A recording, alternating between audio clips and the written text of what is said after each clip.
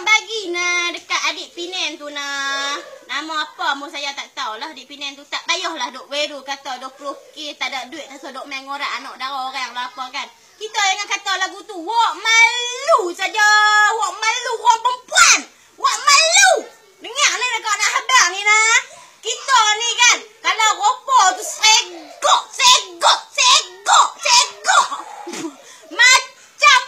Macam kata apa artis tu tak apalah juga sampai nak tak puluh-puluh ribu ropo kita pun tak tahu mana nak tak bagi main no.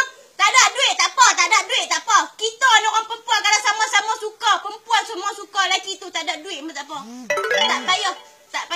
Tak payah duk tok ribu-ribu. Kalau bagi saya lah kan, kalau kawan tu mau kat saya sungguh, dia pun tak ada duit, saya mau dengan dia hidup susah senang adik no.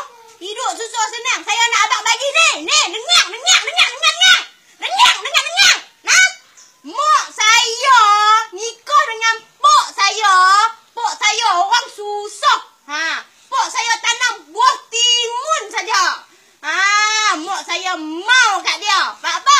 Hidup bahagia susah pun tak apa.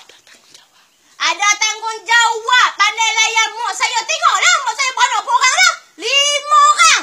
Masuklah saya. Tengok. Comel tak? Taklah comel sangat. Boleh lah. Nah. Tak payahlah kita duk bera. Orang panggil apa? 20k ke? 50k ke? Kalau sama-sama suka, terima je lah. Tak payah duk memilih. Nak buat apa? Kau ni, orang kata apa? Oh, nak ambil anak dara orang 20k. Hutang sana sini. Buat pinjaman sana sini. Lepas kahwin apa kena bayar hutang juga? Buat apa? Biar tak payah apa? Cicah ayak kopi dengan kuih pak sagi. Ni, orang boleh kodeng ni. Orang kodeng ni